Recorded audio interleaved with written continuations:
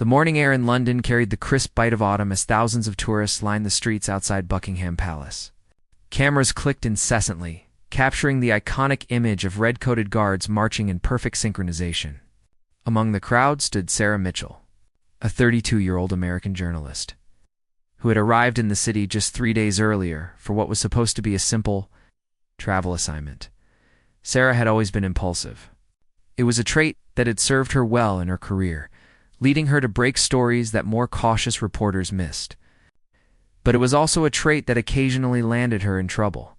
Today would prove to be one of those occasions. The royal guards were midway through their ceremonial march, when Sarah noticed something that made her heart skip. A young girl, no more than 6 years old, had somehow slipped past the barriers and was walking directly into the path of the advancing guards. The child's mother screamed from the sidelines, held back by the crowd and metal barricades. Without thinking, Sarah ducked under the rope barrier and rushed forward. Her only thought was reaching the child before the guards did. She managed to scoop the little girl into her arms just as the lead guard was 3 paces away. But in her haste, Sarah stumbled backward, colliding directly with the chest of guard James Patterson, a decorated soldier with 8 years of service. The impact was enough to break the guard's stride. For a split second, the entire formation faltered. Patterson's bearskin hat tilted slightly, and his rifle shifted position. To anyone unfamiliar with military protocol, it might have seemed like a minor disruption. But to those who understood the gravity of the ceremony, it was unprecedented. Time seemed to freeze. The crowd gasped collectively. Sarah stood there, the child safe in her arms, suddenly aware of the magnitude of what she had done. The other guards continued their march, flowing around the disruption like water around a stone. But their formation had been compromised. Patterson's face remained stoic, as training demanded, but his eyes met Sarah's for the briefest moment. In that instant, she saw not anger, but something else. Concern, perhaps? Or maybe it was simply professional assessment of the situation. 2 police officers materialized almost instantly, moving through the crowd with practiced efficiency. Sarah handed the crying child to one of them, who quickly reunited her with her frantic mother. The second officer, a stern-faced woman with iron-gray hair, took Sarah firmly by the arm. The crowd's reaction was mixed. Some tourists applauded, thinking Sarah had performed a heroic act. Others whispered disapprovingly, understanding that she had violated sacred protocol. Camera phones captured every angle of the incident, and Sarah knew with sinking certainty that the footage would be online within minutes. She was escorted away from the ceremony route, expecting to be taken to a police station. Instead, the officers led her to a small guardhouse adjacent to the palace grounds. The room was sparse, containing only a desk, 3 chairs, and a portrait of the Queen on the wall. The officer gestured for Sarah to sit. For 20 minutes, Sarah waited alone. Her mind raced through potential consequences. Would she be arrested? Deported? Her editor would be furious. This assignment was supposed to be simple. Write some fluff pieces about British culture, take pretty photos, and return home. Instead, she had managed to disrupt one of the most sacred ceremonies in the United Kingdom. The door opened, and Guard Patterson entered, now without his bearskin hat. He looked younger than she expected, probably in his early 30s. His uniform was immaculate, despite their collision. He carried himself with the rigid posture of military training. But his expression had softened slightly. Behind him came an older man in civilian clothes. Though everything about his bearing suggested military background, his silver hair was neatly trimmed, and his suit was tailored to perfection. He introduced himself as Colonel Marcus Thornhill, head of ceremonial guard operations. Sarah opened her mouth to apologize, but the colonel raised his hand. His voice was measured and calm when he spoke. Carrying the weight of authority without aggression, the colonel explained that what Sarah had done was technically a violation of several laws. Interfering with the royal guard during ceremony was a serious matter. The guards were not merely decorative, they were active duty soldiers. And the ceremony itself was steeped in centuries of tradition and protocol. But then something unexpected happened. Patterson spoke up. His voice was firm but not unkind. He explained that he had seen what Sarah saw. the child in danger.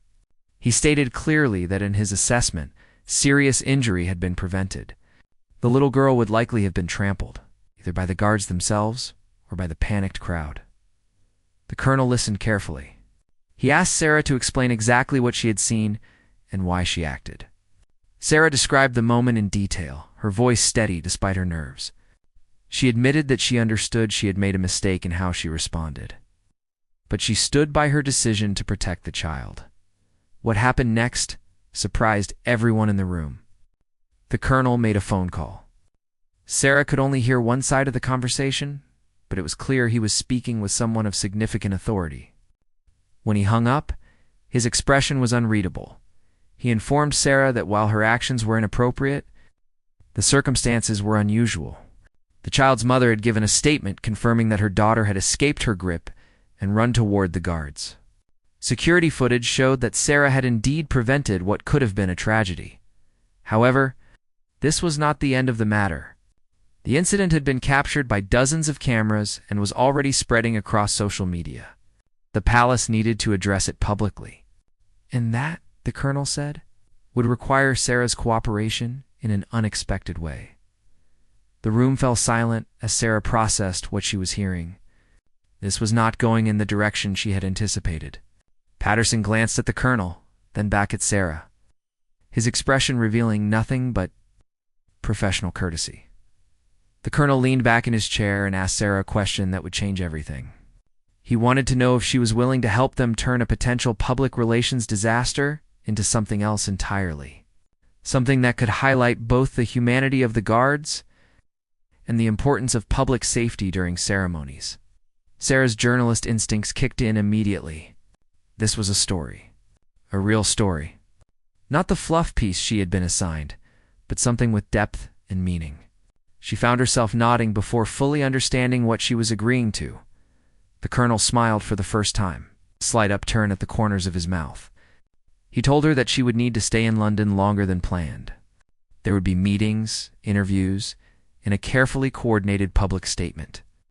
The palace was prepared to take an unprecedented step, and Sarah Mitchell, the impulsive American journalist who had disrupted a royal ceremony, would be at the center of it.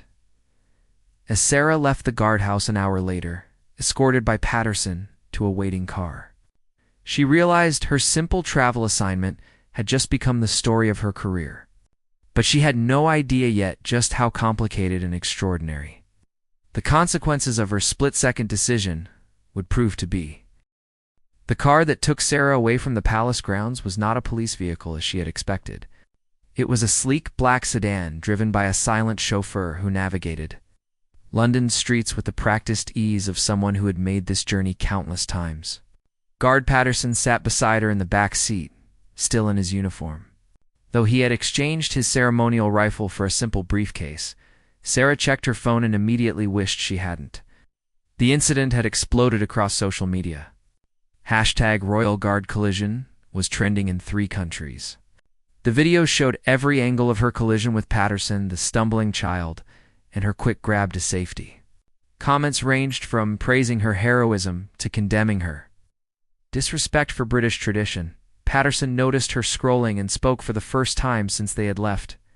His accent was distinctly northern, probably Yorkshire, Sarah guessed. He told her that the attention would get worse before it got better. His own face was now plastered across the internet too. Frozen in that moment when his perfect military bearing had been disrupted by an American woman. The car pulled up to a boutique hotel in Kensington. Far nicer than the budget accommodation Sarah had booked for herself. Patterson explained that the palace was handling her lodging for the next week. They needed her nearby and available. He handed her a room key and a schedule for the following day that made her head spin. 8 in the morning, meeting with the palace press secretary. 10 o'clock interview with palace security about the incident. Noon, lunch with Colonel Thornhill and 2 other officials whose titles Sarah didn't recognize. 2 in the afternoon, photograph session. 4 o'clock, review of the public statement she would be expected to make. Sarah looked at Patterson with disbelief. This was more structured than her entire month was supposed to be. He almost smiled at her expression. Almost. He told her that when the palace decided to manage a situation, they managed it completely. Then he surprised her by pulling out a business card and writing a phone number on the back. If she needed anything or had questions before tomorrow, she should call him directly. He would be her primary liaison throughout this process. Sarah took the card, noting that his first name was James. Somehow, knowing his name made him seem less like an impassive royal statue and more like an actual person. That evening, alone in her hotel room, Sarah tried to make sense of everything. She called her editor in New York, who oscillated between fury at the disruption of the assignment and excitement at the potential story.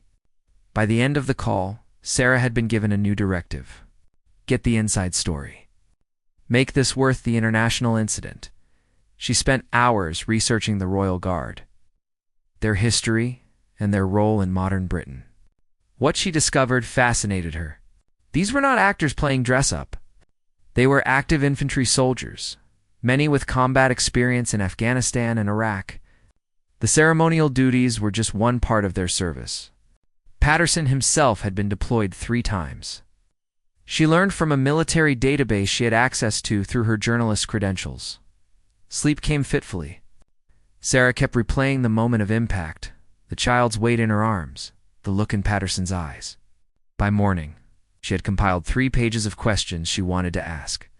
The palace press secretary was a woman named Victoria Chen, impeccably dressed and carrying herself with the confidence of someone who had managed countless crises. She got straight to business. The palace had decided to frame the incident as a teaching moment about public safety and the human element behind military ceremony. Victoria laid out the narrative they wanted to construct. Sarah would not be portrayed as a reckless tourist, but as someone who acted on instinct to protect a child. Patterson would be highlighted as the professional soldier who maintained composure while acknowledging the validity of her concern. The guard formation would be praised for their ability to adapt to unexpected circumstances. It was masterful public relations strategy, Sarah had to admit. But it also felt genuine. Victoria asked Sarah to tell her side of the story in her own words, and she listened without interruption for 20 minutes. When Sarah finished, Victoria made notes and asked surprisingly perceptive questions. The security interview was more intense. 2 officials in plain clothes questioned her about what she saw when she moved and why she chose to cross the barrier. They seemed less concerned with punishment and more focused on understanding how the security breach had occurred. One of them pointed out that if Sarah had been someone with harmful intent, the outcome could have been very different. The observation sobered Sarah. She realized that her impulsive action had exposed a vulnerability in the ceremony's security. The officials assured her that measures were being implemented immediately to prevent similar incidents, but they did not elaborate on what those measures would be. Lunch with Colonel Thornhill included 2 other men. One was introduced as Sir Geoffrey Hampton, a senior advisor to the palace on military matters. The other was Thomas Wickham, head of palace communications. The conversation over perfectly prepared salmon and vegetables was surprisingly candid, sir. Geoffrey explained that the Royal Guard had been dealing with increased public interaction attempts in recent years. Tourists were becoming bolder, often trying to provoke reactions from the guards or get closer for photographs. The incident with Sarah had forced them to confront the fact that their protocols needed updating for modern circumstances. Wickham asked Sarah about her journalism background.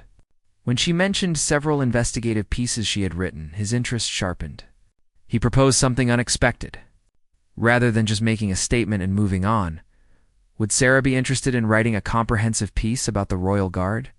An inside look at their training, their dual role as soldiers and ceremonial figures, and the challenges they've faced in the modern era? The offer stunned Sarah. This was access that journalists spent years trying to obtain. But there was a catch, Wickham explained. The piece would need to be reviewed by palace officials before publication. Not censored, he clarified. Fact-checked for security and accuracy. Sarah's journalist instincts warred with her ethics. She hated the idea of anyone reviewing her work before publication. But the opportunity was extraordinary. She negotiated. She would write the piece, allow fact-checking for security concerns, but maintain editorial control over the narrative and conclusions. After a brief conference between the three men, they agreed. The afternoon photograph session was surreal. Sarah was positioned alongside Patterson in front of Buckingham Palace, both of them in casual clothes. The photographer, a cheerful man named David, directed them through various poses. He wanted images that showed them as real people, not just figures in a viral video. Patterson was stiff at first, clearly uncomfortable being photographed out of uniform and ceremonial context. But David had a gift for putting people at ease, and gradually, Patterson relaxed. During a break, Sarah asked him how he felt about all this attention. Patterson was quiet for a long moment before answering. He admitted that he had joined the military to serve his country, not to become an internet sensation. The ceremony was important to him, a connection to centuries of tradition and service. Having that disrupted had been jarring, even though he understood Sarah's motivations. But something else bothered him more. He continued. The ceremony often made people forget that the guards were real soldiers. They were trained to fight, to protect, to make split-second decisions in combat situations. Being treated as tourist attractions sometimes felt like a dismissal of that. Reality, Sarah listened carefully and found herself apologizing genuinely for the first time. Not just for disrupting the ceremony, but for being one of those people who had seen the guards as decorative rather than functional. Patterson accepted the apology with a slight nod. The day ended with Sarah and Victoria working through the draft of the public statement. It took hours to get the tone right. Acknowledge the mistake, explain the motivation, express respect for tradition, emphasize the successful protection of the child, and thank the palace for their understanding. Every word was weighed and measured. By the time Sarah returned to her hotel room that evening, she was exhausted. But she was also energized. This was no longer just a story about a disrupted ceremony. It was becoming an exploration of tradition, security, public perception, and the human beings behind formal roles. She opened her laptop and began writing notes for the comprehensive piece Wickham had commissioned. Her phone buzzed with a text from an unknown number. It was Patterson, checking if she needed anything and reminding her of tomorrow's schedule. The gesture was thoughtful. Professional Sarah replied with thanks and found herself wondering about the man behind the stoic guard facade. Tomorrow would bring more meetings, more interviews. In the beginning of her unprecedented access to the world of the Royal Guard, she fell asleep that night with her mind spinning with possibilities, completely unaware that the consequences of her impulsive action were only beginning to unfold. The Wellington Barracks, home to the Household Division soldiers, was not what Sarah expected. Behind the historic facade lay a modern military facility where soldiers trained, lived, and prepared for both ceremonial duties and potential deployment. Patterson met her at the main gate at 6 in the morning, explaining that she would observe the guards' full daily routine. What struck Sarah immediately was the intensity of the physical training. The soldiers, who would later stand motionless for hours in heavy uniforms and bearskin hats, were running obstacle courses, practicing combat drills, and undergoing the same rigorous training as any infantry unit. Their ceremonial role was an addition to their military duties, not a replacement. She watched as Patterson led a squad through weapons training. His commands were sharp and precise, and the soldiers responded with practiced efficiency. This was the same man who had stood frozen in formation the day before. But here his military bearing took on a different quality, active rather than passive, dynamic rather than static. During a break, Patterson introduced Sarah to several other guards. Corporal Daniel Hughes had served 2 tours in Afghanistan before joining the ceremonial unit. Lance Sergeant Maya Patel had been one of the first women to serve in the Royal Guard, breaking a tradition that had stood for centuries.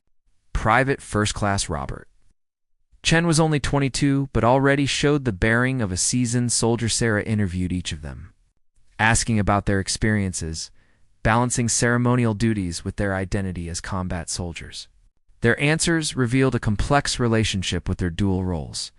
Patel explained that the ceremony gave her a sense of connection to history and tradition that her combat service lacked. But she also acknowledged the frustration of being seen as ornamental when she had proven herself in actual combated Hughes told a story that particularly resonated with Sarah. During one ceremony, a tourist had laughed and made a joke about the guards being toy soldiers. Hours later, Hughes had been in a briefing about potential deployment to a conflict zone. The disconnect between public perception and military reality was something all the guards struggled with. The morning observation continued, with a rehearsal of the changing of the guard ceremony. Sarah watched from a privileged position as the guards practiced their precise movements. Every step was measured, every turn executed with mechanical precision. It was beautiful in its own way, a dance of military discipline and historical tradition. But then Colonel Thornhill appeared and called a halt to the rehearsal. He wanted to address what he called the Sarah Mitchell scenario. The guards gathered around as he outlined new protocols for dealing with unexpected disruptions, particularly those involving children or individuals in danger. The new protocols were surprisingly pragmatic. Guards would now have authorization to break formation if civilian safety was at immediate risk. Specific hand signals were established for communicating threats or emergencies during ceremonies. Additional plainclothes security would be positioned to intercept potential disruptions before they reached the formation. Sarah realized with some discomfort that her impulsive action had created lasting changes to centuries-old protocols. Thornhill noticed her expression and spoke to her directly. Change was not always negative, he explained. The military adapted, or it failed. Her actions had exposed a gap in their procedures that needed addressing. The afternoon brought a different kind of education. Sarah was taken to the Guard Museum, where centuries of military history were preserved. Patterson walked her through exhibits showing the evolution of the Royal Guard, from purely military units to their current dual role. Photographs of guards in combat zones hung beside images of them at state ceremonies. One photograph particularly caught Sarah's attention. It showed a young guard in Afghanistan, dust-covered and exhausted, standing watch over a checkpoint. The caption identified him as Private James Patterson, taken during his second deployment. She looked at the man beside her. Seeing him differently, Patterson noticed her attention and spoke about his combat experience for the first time. Afghanistan had changed him, he said quietly. He had seen things that no amount of ceremonial training could prepare someone for. Coming back to the relative safety of ceremonial duties had been both a relief and a challenge. How did you maintain the intensity needed for combat readiness when your daily duties involve standing still for tourists? Sarah asked him directly why he stayed in the ceremonial role if it conflicted with his combat identity. His answer surprised her. The ceremony mattered because it connected present soldiers to every guard who had served before them. It was a living tradition, a reminder that military service was about more than individual battles or wars. It was about continuity, duty, and national identity. That evening, Sarah attended a formal dinner at the officers' mess. The event was ostensibly to brief her on the historical context of the Royal Guard, but it became something more personal. Senior officers shared stories about their own experiences, balancing ceremony with combat readiness. Several had served in the Falklands, Iraq, Afghanistan, and other conflicts, while also performing ceremonial duties. Sir Geoffrey Hampton told a particularly moving story about a guard who had been killed in Afghanistan. When his funeral procession passed Buckingham Palace, his former unit had stood in perfect ceremonial formation. Honoring both his military service and his connection to the Guard's tradition, the ceremony, Sir Geoffrey explained, was not separate from their military identity. It was part of it. The conversation shifted to Sarah's article. Several officers expressed concern about how she would portray the Guards. They worried about reinforcing stereotypes or diminishing the military seriousness of their roles. Sarah promised to be honest but fair, to show the full complexity of their situation. As the dinner concluded, Victoria Chen pulled Sarah aside. The public statement would be released the next morning, coordinated with Sarah's first published piece about the incident. The palace was gambling that Sarah's perspective as a journalist would lend credibility to their narrative. But Victoria wanted Sarah to understand the risk they were taking by giving her this accessora, acknowledged the trust being placed in her, and renewed her commitment to telling the complete story. Not a puff piece, but an honest examination of the Royal Guard's dual nature and the challenges they faced in modern Britain. Later that night, Sarah worked on her article in the hotel room. Words flowed more easily now that she understood the guards not as ceremonial figures, but as soldiers navigating complex roles. She wrote about the physical demands of their training, the psychological challenge of switching between combat readiness and ceremonial stillness, and the public perception gap that frustrated so many of them. Her phone rang near midnight. It was Patterson, calling to check that she had everything she needed for the next day. But the conversation drifted beyond logistics. He asked what she thought of the barracks, the training, the museum. Sarah found herself talking candidly about her changing perspective. She admitted that before the collision. She had seen the guards as quaint British tradition, interesting for tourists but not particularly relevant. Now she understood them as part of a living military culture, one that balanced honoring history with adapting to present needs. Patterson listened without interrupting, and when she finished, he thanked her for taking the time to understand. The conversation revealed something Sarah hadn't expected. Patterson himself had complex feelings about the public incident. Part of him had been frustrated by the disruption to the ceremony he took seriously, but another part respected her instinct to protect the child. An instinct that aligned with his own military training to protect civilians. They talked for nearly an hour, the conversation ranging from military service to journalism ethics to the strange circumstances that had brought them together. When they finally said goodnight, Sarah realized that she had moved beyond seeing Patterson as just a source for her article. He was becoming a real person to her. Complex and thoughtful, the next morning brought the official release of the joint statement. Sarah and Patterson stood together for photographs as the palace announced new safety protocols and acknowledged Sarah's role in preventing potential harm to the child. The press coverage was extensive and mostly positive. Though some traditionalists criticized the changes to ceremony protocols, Sarah's first article published simultaneously, titled "Beyond the Bearskin: Inside the Royal Guard's Dual Identity." The piece explored the tension between ceremonial duties and military readiness. Using her collision with Patterson as a framework for understanding the Guards' complex role in modern Britain, the response was immediate and overwhelming. Other journalists praised her access and perspective. Military commentators appreciated her nuanced understanding of the Guards' training and challenges.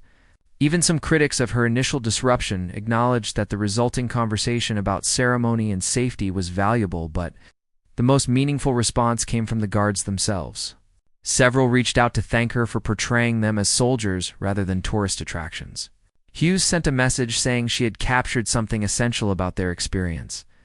Patel called her personally to express appreciation for highlighting the challenges women faced in ceremonial roles traditionally held by men. The success of Sarah's first article opened doors she had never anticipated.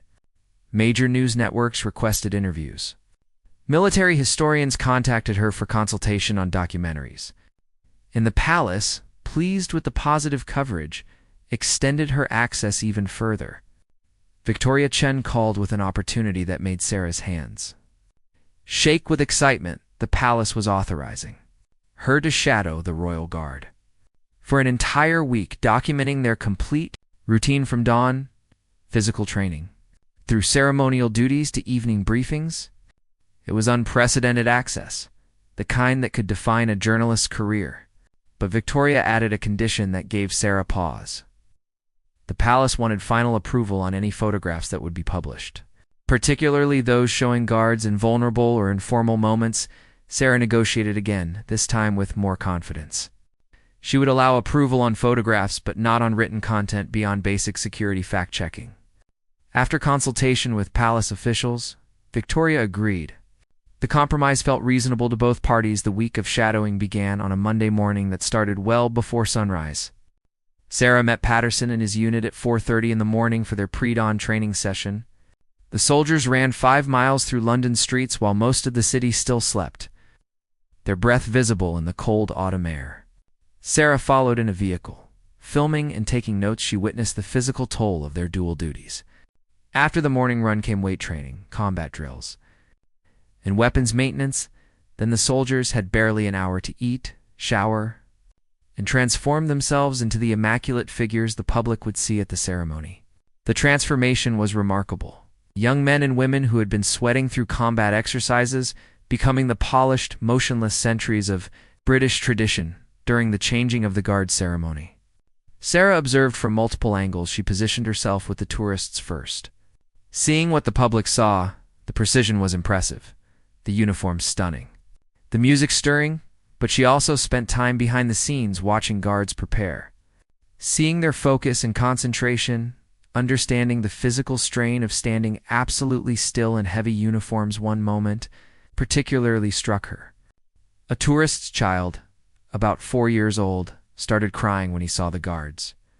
The boy was terrified of their tall hats and unmoving faces. His mother tried to comfort him while other tourists laughed.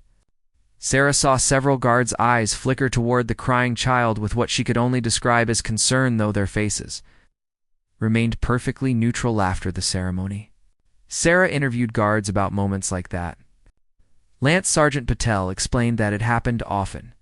Children were sometimes frightened, and it bothered the guards more than people realized.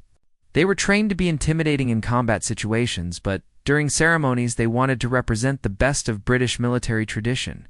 It's not frighten kids private. Chen shared a story about breaking protocol.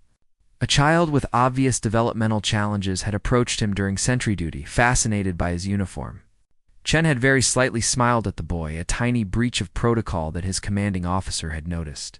He expected punishment, but instead received a quiet acknowledgement that compassion sometimes outweighed rigid rules. The stories revealed a tension Sarah hadn't fully appreciated. The guards were expected to be human enough to represent their nation with dignity, but inhuman enough to stand motionless regardless of circumstances.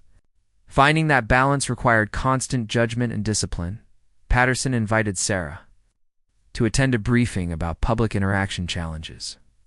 The session, led by Colonel Thornhill, addressed how to handle increasingly common situations.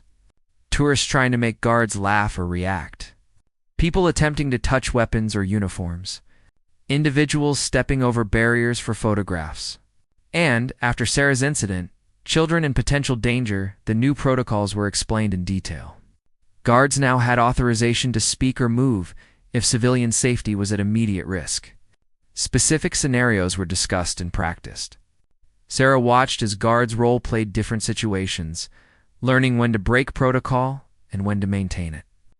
The training was thoughtful and nuanced, acknowledging that rigid rules could not account for every circumstance that evening. Sarah joined several guards at a local pub. Off-duty, out of uniform, they were strikingly different from their ceremonial personas. Corporal Hughes told jokes and laughed loudly. Patel argued passionately about football. Chen showed photos of his newborn daughter with obvious pride. Patterson remained quieter than the others, but participated in the conversation with dry wit that surprised Sarah. The conversation inevitably turned to how the collision incident had changed things. Hughes admitted that he had initially been angry about the protocol changes, viewing them as a dilution of tradition. But after participating in the new training, he had come to see them as an evolution rather than abandonment of core values. The Guard's fundamental purpose was protection, whether of the nation, the monarchy, or a child who wandered into danger. Patel raised a point that Sarah found particularly insightful. Women in the Royal Guard faced unique challenges in balancing ceremonial tradition with modern military roles. The uniforms were designed for male bodies.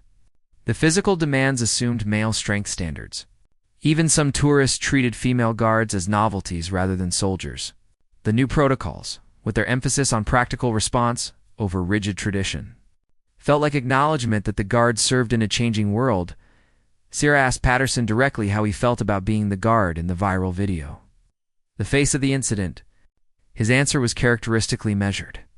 He said that initially he had been embarrassed, worried that he had failed in some fundamental way.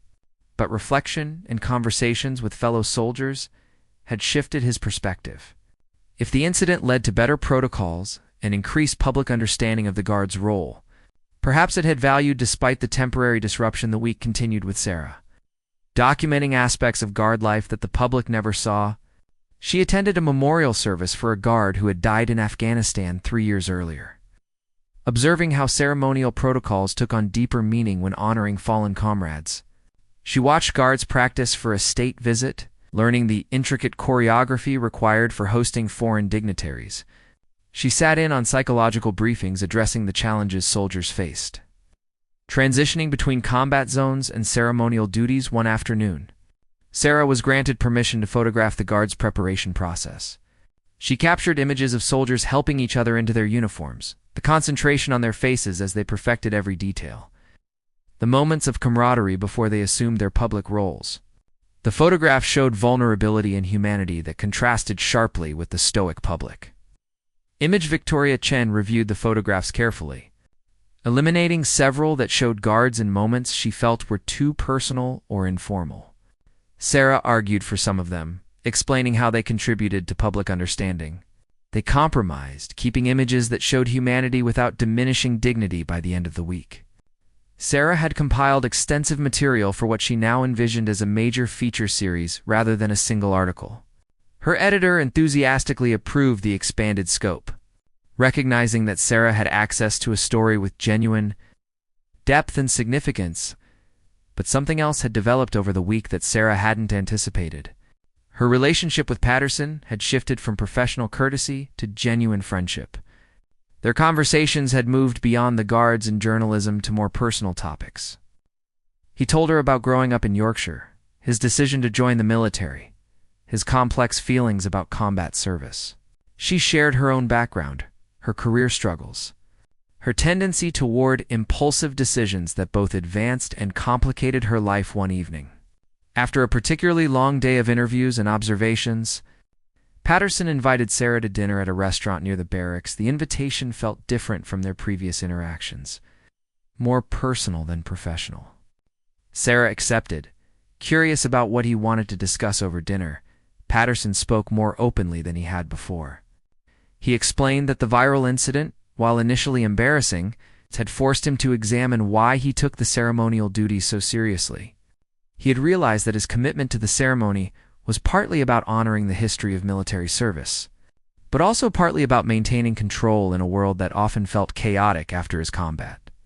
Experienced as Sarah listened carefully, understanding that he was sharing something significant. She asked if the new protocols, with their emphasis on flexibility, felt like a loss of that control. Patterson considered the question thoughtfully before answering. He said that initially yes, but increasingly he saw them as acknowledging a deeper truth about military service. Rigid adherence to rules was sometimes necessary, but knowing when to break those rules for a greater purpose was equally important. The conversation drifted to Sarah's own motivations and choices. She admitted that her impulsive nature, which had caused the collision in the first place, was both her greatest strength and weakness as a journalist. It led her to break stories others missed, but it also created complications. Patterson suggested, with his characteristic thoughtfulness, that perhaps impulsiveness. Back in New York, Sarah threw herself into writing the feature series with an intensity that surprised even her demanding editor. The material she had gathered was extraordinary, but translating the experience into words that captured both the facts and the emotional reality proved challenging. She wrote and rewrote each section, trying to balance journalistic objectivity with the personal insights she had gained. The first installment, focusing on the physical and mental demands of ceremonial service, published to immediate acclaim.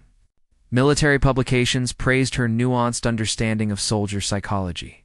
Mainstream media outlets picked up the story, with several featuring interviews with Sarah about her unique access. The viral video of her collision with Patterson resurfaced, but now with context that transformed it from simple spectacle to meaningful incident. The second installment examined the new protocols, how they represented evolution rather than abandonment of tradition. This piece generated significant discussion among military historians and protocol experts. Some traditionalists criticized the changes as unnecessary concession to modern sensitivities. Others argued that Sarah's reporting demonstrated exactly why adaptation was necessary for institutions to remain relevant. Sarah received hundreds of messages from readers, many from current or former military personnel, who felt she had captured something essential about serving in public-facing roles. Several guards from units beyond the Royal Guard contacted her to share their own experiences. balancing ceremonial duties with combat readiness. The response was overwhelming and validating, but the messages that meant most to Sarah came from the guards she had shadowed. Hughes sent a long email thanking her for portraying them as complete individuals rather than symbols. Patel called to say that several young women had contacted her about joining the military after reading Sarah's description of female guards' experiences. Chen wrote that his family finally understood why his ceremonial service mattered as much as his other military duties. Patterson's response came not through email or phone, but through a handwritten letter that arrived at Sarah's New York apartment 3 weeks after her return. The letter was characteristic of him, thoughtful and carefully composed. He thanked her for the integrity she had brought to the story and acknowledged that the experience of being part of her reporting had changed his own perspective on his service. But the letter also contained something more personal. Patterson wrote that their conversations during her week of shadowing had meant more to him than she might realize. Transitioning between combat service and ceremonial duties had been more difficult than he had admitted to anyone. Having someone genuinely try to understand that complexity, without judgment or predetermined narratives, had been unexpectedly valuable. The letter concluded with an invitation. If Sarah ever returned to London, either for work or personal reasons, he hoped they might continue their conversations. The invitation was carefully phrased, respectful of professional boundaries while acknowledging a connection that had developed beyond their initial circumstances. Sarah read the letter 3 times, surprised by her emotional response. She had maintained professional distance from sources throughout her career, understanding that personal involvement complicated journalistic integrity. But Patterson had never been just a source. He had been a collaborator in understanding a complex story, and somewhere along the way, he had become someone whose perspective she genuinely valued. She responded with her own letter, matching his careful tone, while acknowledging the unexpected friendship that had developed. She admitted that returning to regular journalism after the intensity of the Royal Guard story felt strangely hollow. She found herself comparing every assignment to that experience. Finding them lacking in complexity and meaning, their correspondence continued over the following months. As Sarah wrote the remaining installments of the feature series, Patterson's letters provided additional context and clarification on military protocols. Sarah's letters explored themes and questions she was wrestling with in her writing. The exchange became something both looked forward to, a connection that transcended the practical necessities of source and journalist. The 3rd installment of Sarah's series examined the psychological challenges guards faced, particularly those who had combat experience. She interviewed military psychologists, explored research on ceremonial services' impact on soldier mental health, and used carefully anonymized accounts from guards about their experiences. This piece generated the most intense response, with mental health professionals praising her sensitive handling of complex issues. During this period, Sarah's editor proposed an idea that would require returning to London. A documentary production company wanted to create a film based on Sarah's series. They wanted her involvement in the project. The documentary would follow the Royal Guard through a full year of service, capturing both ceremonial duties and training for potential deployment.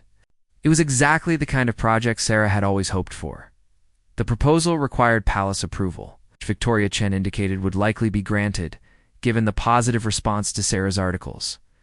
But it also required commitment from the guards themselves, particularly those who would be featured prominently. When Sarah reached out to Patterson about the possibility, his response was immediate and positive. He had discussed the series with Colonel Thornhill and other senior officers, and there was genuine enthusiasm for a documentary that could deepen public understanding.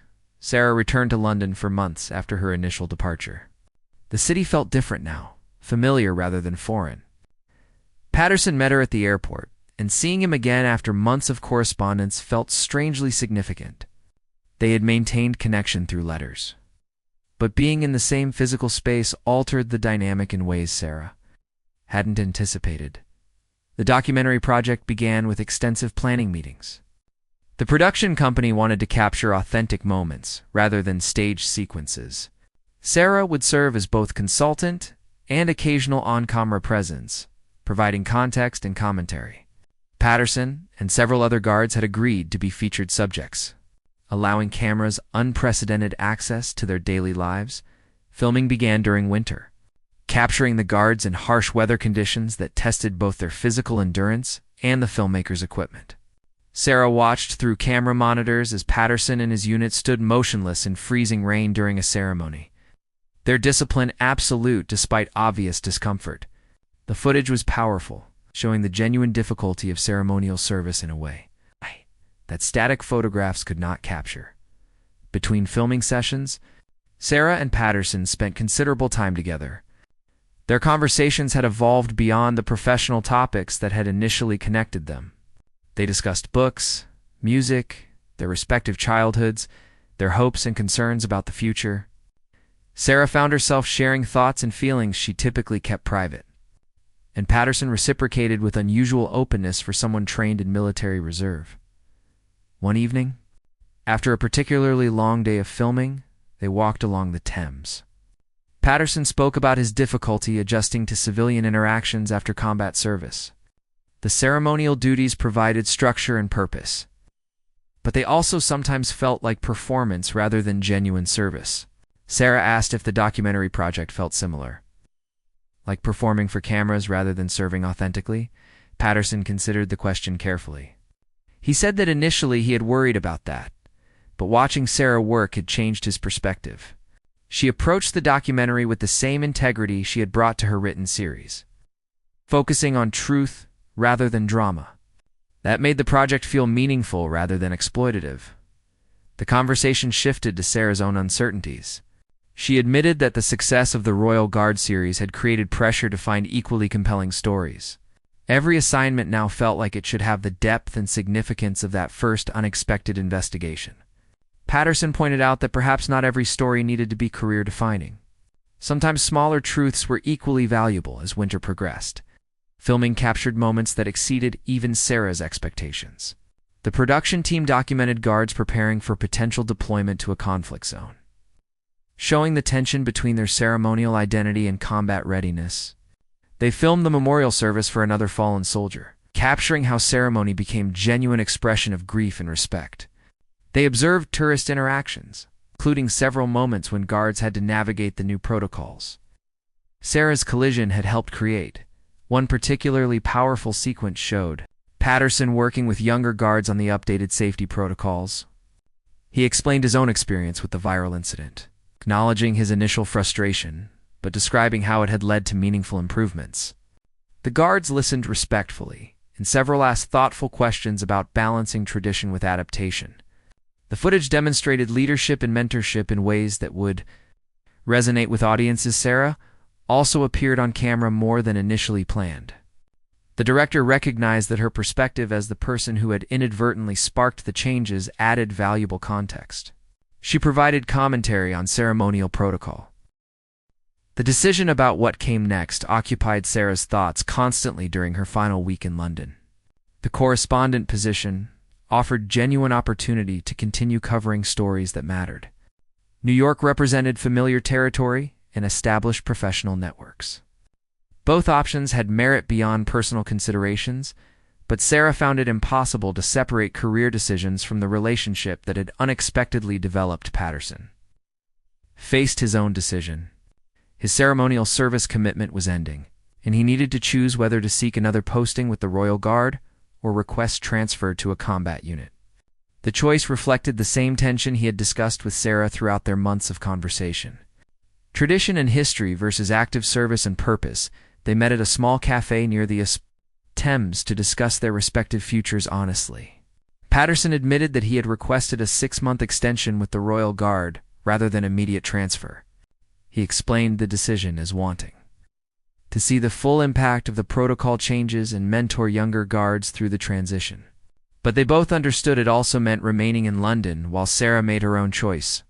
Sarah confessed that she had been offered the correspondent position and was seriously considering accepting it. Her editor had been disappointed but understanding, recognizing that the opportunity was significant. But Sarah needed Patterson to understand that if she chose London, it would be primarily for the career opportunity. She could not make such a major decision based Solely on a relationship that was still undefined and uncertain, Patterson agreed completely. He said that he would never want her to make career sacrifices for personal reasons, especially given how much her work clearly meant to her, but he also acknowledged that having her in London would matter to him personally beyond their professional connection. The honesty between them was careful and respectful. Neither pushing nor avoiding the complexity of their situation, the conversation continued for hours as they explored possibilities and concerns. Sarah worried about maintaining journalistic integrity if their relationship developed beyond friendship. Patterson concerned himself with how his military service demands might conflict with relationship needs. Both recognized that geographic proximity solved some problems. While potentially creating others, they reached an agreement that felt honest and mature. Sarah would decide about the correspondent position based purely on career considerations. Patterson would pursue his 6-month extension, regardless of her choice. If they both ended up in London, they would explore their relationship openly while maintaining appropriate professional boundaries. If Sarah chose New York, they would continue their correspondence as valued friends without pressure or expectation 3 days later. Sarah accepted the London correspondent position. The career justifications were solid, but she acknowledged to herself that personal considerations had influenced the decision at the margins. She called her editor to formally accept, then called Patterson to tell him. His pleasure at the news was evident even through his characteristically measured response. The documentary premiered 6 months after filming concluded. Airing on a major British network and streaming internationally, the response exceeded everyone's expectations. Critics praised the nuanced portrayal of military service, the honest exploration of ceremonial traditions' place in modern society, and the human stories that elevated the film beyond simple documentary.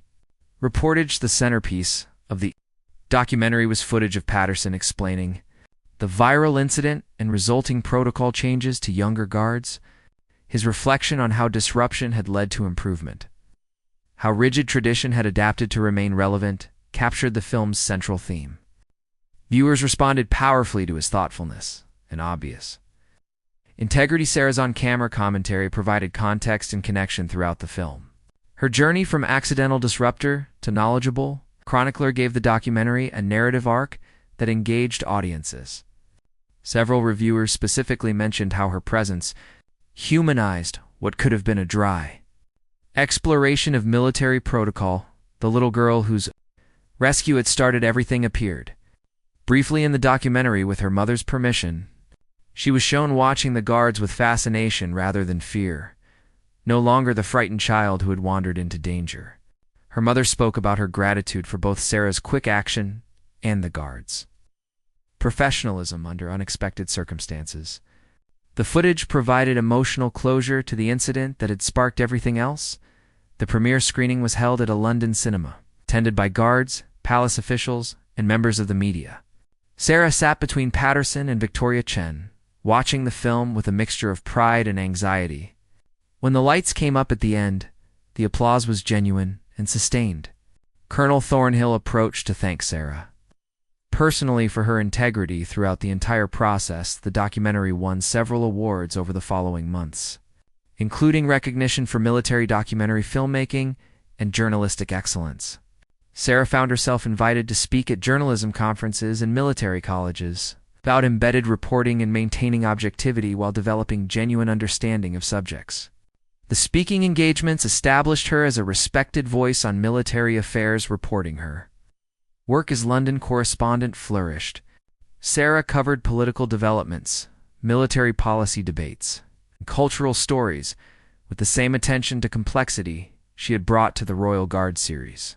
Her reputation for thorough research and nuanced reporting opened doors to sources and stories that might have remained closed to less respected journalists. Patterson 6-month extension with the Royal Guard proved meaningful both professionally and personally. He became a senior mentor figure for younger guards, helping them navigate the balance between tradition and adaptation. The protocol changes that had emerged from Sarah's collision had been fully implemented, and Patterson took satisfaction in knowing he had contributed to making them work effectively there. Relationship developed gradually and thoughtfully. They dated in the careful way of two people who valued what they had too much to risk it through rushing. Dinners became regular rather than occasional.